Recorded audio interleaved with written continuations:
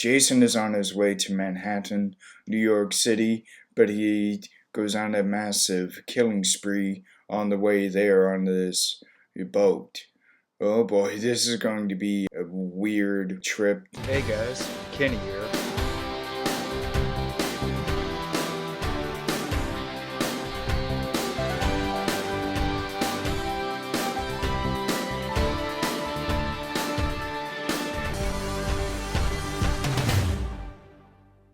Stay cool and relax to the movies. Bye. Hey guys, it's Kenny here. I'm here to review the 1989 horror film Friday the 13th Part 8, Jason Takes Manhattan. I enjoy this one a lot. It has to do with, obviously, Jason going to Manhattan, New York City, but he has to go on to this big ship or boat and journey there to get to Manhattan. And he goes on a massive killing spree in that boat, in that ship or boat, whatever, in order to do that. And once he gets there to Manhattan, that is when an even bigger rampage happens. And that's basically what the story of this is. And I liked this one a lot. This one is unfairly hated for no. I was like, after watching it myself, I enjoy this one a lot. The practical effects of the kills and the ingenious ways Jason uses everyday objects and things to kill with is a brilliant idea. And how it also uses practical effects of when you actually see see him without the mask, and it's I know this one gets kind of made poked fun at because when people are killed, some of them you do not really get to see the full effect of what happens when a person is killed.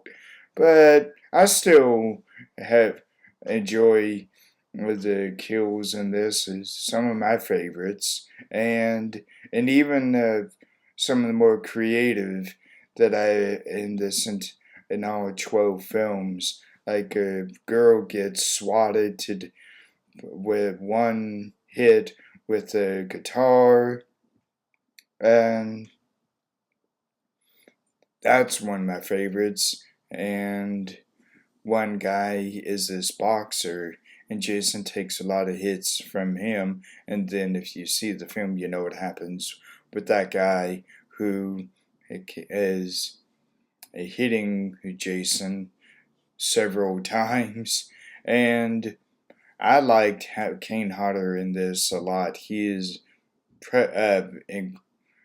very brutal and vicious, and when it comes to certain kills, he takes his time with it and makes it more deadly, like where you wouldn't want to have that happen to you. And that's what this is mainly about. This has that actress Kelly Hu, H.U. Kelly Hu, and I liked her a lot in this. It's I think I know that this is her acting debut, or certainly one of her earliest acting roles. She is great in this, and she is most famous for being Deathstrike in Lady Deathstrike in X2, X-Men United, and in The Scorpion King, that spin-off film with Dwayne Johnson. But I liked her in this a lot, and during this time when many people had a long poofy hair or big mullets, I liked her hairstyle in this. she looked great with how long her dark hair is. It's one of the few times where you get to see that. And then there's this girl who's who has a deep connection with being with water, and she tries to cope and come to terms with one event that happened to her as a child, because sometimes she has a recurring bad dream or nightmare about that, and she puts up a really good fight against Jason in this too. I liked her a lot, and it turns out they're all these high school teenagers who are about to graduate from high school, and then they are uh, a lot get for a senior trip. They go on this ship or boat to Manhattan and to celebrate. That's basically what this is about. And I liked how Jason was revived in this. It was another one where it was by accident. He was underwater, and then there was this big electrical, like big cord or something underwater, and then that electrocutes him back to life. And they're at the Camp Crystal Lake, and then when they go along to the Manhattan, that was when it's it might look kind of unbelievable with how choppy the ocean gets from the lake to Manhattan. Well, what can you do? But I liked the that storyline of high school teenagers as about to graduate, and they have this as their senior trip to visit Manhattan, but they did not count on Jason Voorhees spoiling that a good time. And the kills in this, I was saying, they're some of my favorites in the franchise. And then there's this person who's the professor who has also a deep connection with the girl that drowned, and apparently there's something that evolved him with her that she suppressed, that she remembers in a major way later, and she it kind of did no longer trust him, but I could see that he was well-meaning. He was not trying to be a bad father to her. I think that was her father, and I liked him a lot in this too. And the boyfriend in this is also fantastic. He was another one that I greatly liked, and he is another one who put up a very good fight against Jason in this, and I could tell that he greatly loved that girl who had the trauma and the traumatic event, and he does his best to stay with her during the whole film.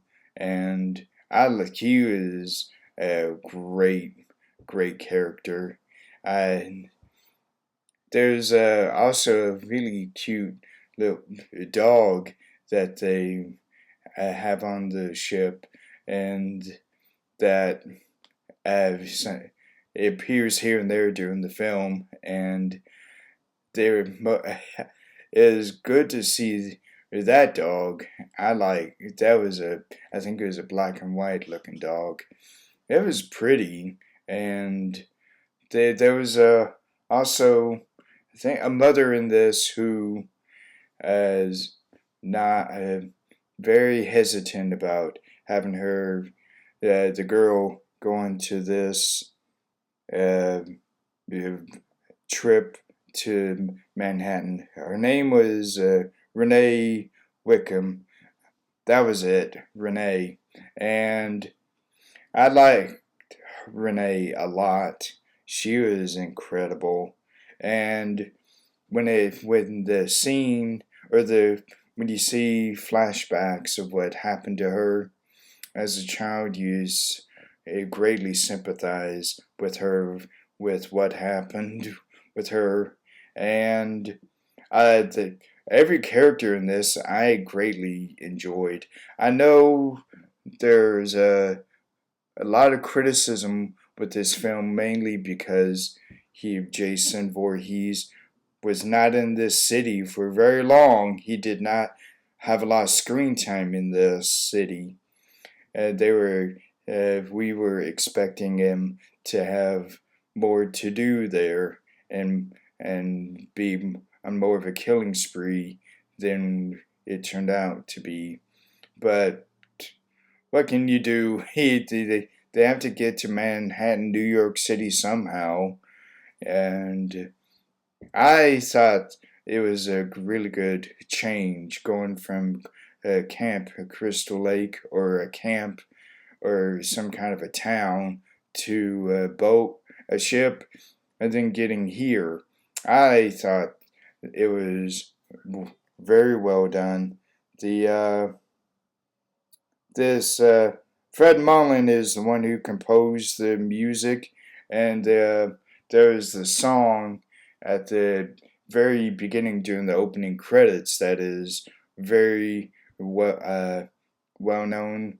Maybe or certainly a big fan favorite when in these series of films, and I really like how they uh, use the opening credits to foreshadow things that would happen way later in the film.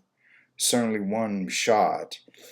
And I think it was very, very creative with how they uh, had had some people evade Jason as much as possible, but he still moved rather quickly to get to them. Uh, so I hardly can think of anything that I do not like in this. Maybe the story was good, yes.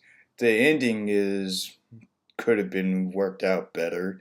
I know most people think that, and I would agree. I think the ending of this could have been written written and done better. But what can you do? Kane Hodder even says that, but he never did hate the ending, but he says that they could have written and done something better and different than that. But what can you do? It's I like the final scene in this though, leading up to that weird ending. It's that has some great atmosphere.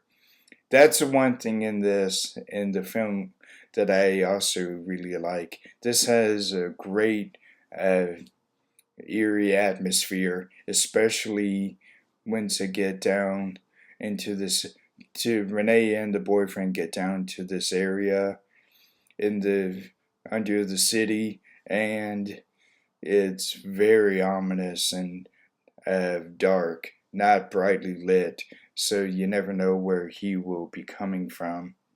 And that is what I think about this. I think this one is highly underrated and severely overly hated. And I understand some of the criticism, but there is very few that I could think of that um, that I did not like about this, but just certain things, like I said, of the flaws and of this, I can certainly agree and understand those, but that does not keep me from enjoying this. I highly enjoy this film. It's one that I think is so greatly. I feel it's. I feel this one is overly hated, and it does not deserve to be. So, and that was why I enjoy this one so much. I like the cover of this particular slip cover of the deluxe edition. The mask moves uh, from right to left. I like this a lot. So I am doing these reviews in collaboration with my friend Rob, Movie Review Time. Please subscribe to his channel and watch his videos as he uploads them. Click subscribe up here on my channel or down here if you're watching the video by itself. Yeah, like, comment, and subscribe. So, stay cool and roll out to the movies. Bye.